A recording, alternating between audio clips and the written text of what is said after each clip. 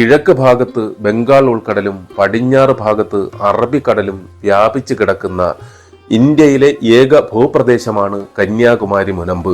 പ്രഭാതങ്ങളിൽ സൂര്യോദയവും സായാഹ്നങ്ങളിൽ അസ്തമയ സൂര്യനെയും നമുക്ക് ഒരു വ്യൂ പോയിന്റിൽ നിന്നുകൊണ്ട് കാണാനാകും എന്നുള്ളതാണ് കന്യാകുമാരിയുടെ പ്രത്യേകത.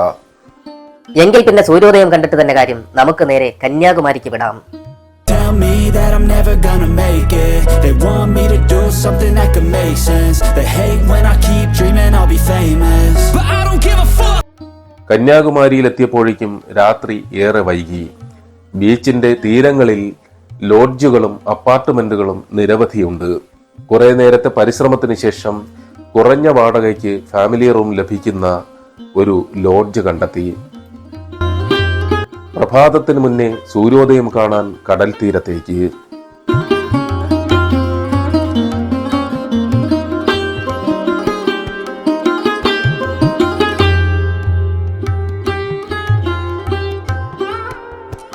രാത്രിയുടെ ഇരുട്ട് വിട്ടുമാറും മുമ്പ് തന്നെ സൂര്യോദയം കാണാനായി സമുദ്രതീരത്ത് സന്ദർശകർ നിരന്നു കഴിഞ്ഞു.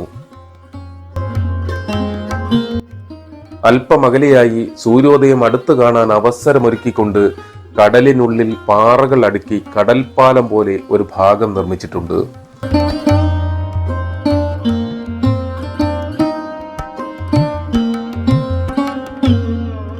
നമ്മൾ ഏതാണ്ട് ഈ കൽപ്പാലത്തിന് മുകളിലൂടെ നടന്ന് പകുതി ദൂരം എത്തിയപ്പോഴേക്കും എല്ലാവരും ക്ഷീണിച്ചു.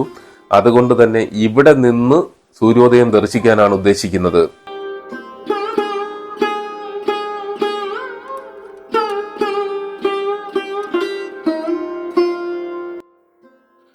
ഇവിടെ നിന്ന് 4 വശവും വീക്ഷിച്ചു കഴിഞ്ഞാൽ ഈ തീരഭൂവിന്റെ സൗന്ദര്യം നമുക്ക് ആസ്വദിക്കാനാകും. ആരാധനാലയങ്ങളിൽ നിന്ന് ഉയർന്നു വരുന്ന പ്രാർത്ഥനാഗീതങ്ങൾ സൂര്യോദയത്തിന് മുമ്പ് നമുക്ക് ഇവിടെ നിന്നാൽ കേൾക്കാനാകും.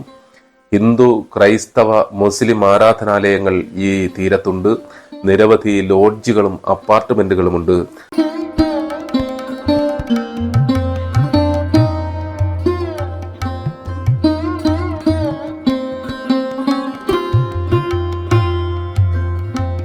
അധികം അകലെയല്ലാതെ കടലിനുള്ളിൽ സ്ഥിതി ചെയ്യുന്ന സ്വാമി വിവേകാനന്ദന്റെ ചരിത്രമുറങ്ങുന്ന വിവേകാനന്ദ പാറയും വിവേകാനന്ദ ക്ഷേത്രവും നമുക്ക് കാണാനാകും.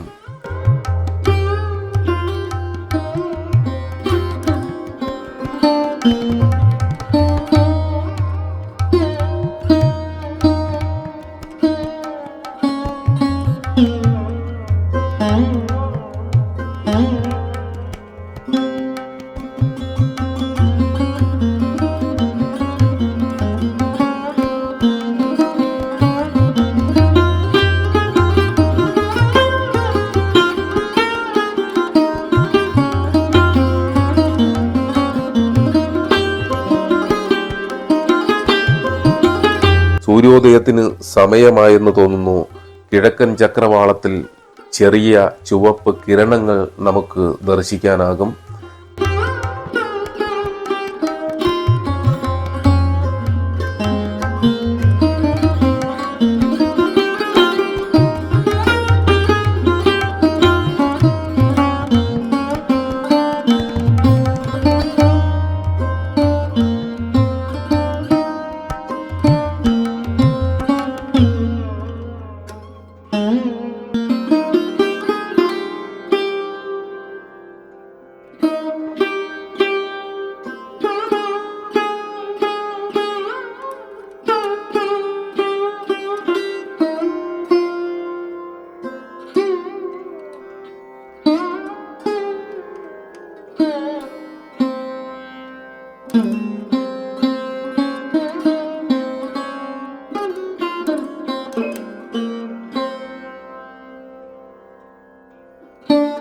സൂര്യോദയം വിളിച്ചറിയിച്ചുകൊണ്ട് വിവേകാനന്ദ പാറയിലെ ക്ഷേത്രത്തിൽ നിന്നും ശംഖനാദം ഉയർന്നു കേൾക്കുകയാണ്.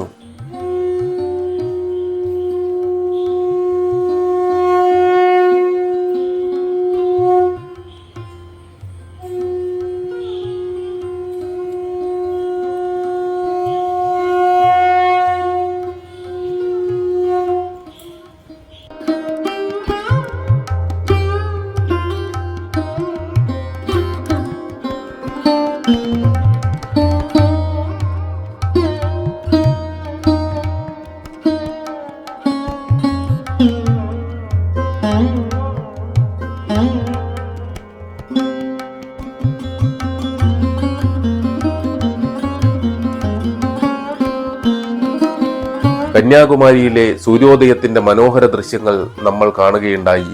സൂര്യോദയം കണ്ടു മടങ്ങുമ്പോൾ ഈ തീരഭൂവിന്റെ സൗന്ദര്യം ആസ്വദിക്കാതെ പോയാൽ അതും ഒരു നഷ്ടമാണ്. അതുകൊണ്ട് തന്നെ ആ ദൃശ്യങ്ങളുമായി അടുത്ത വീഡിയോയിൽ നമുക്ക് വീണ്ടും കാണാമെന്നുള്ള വിശ്വാസത്തോടെ നന്ദി.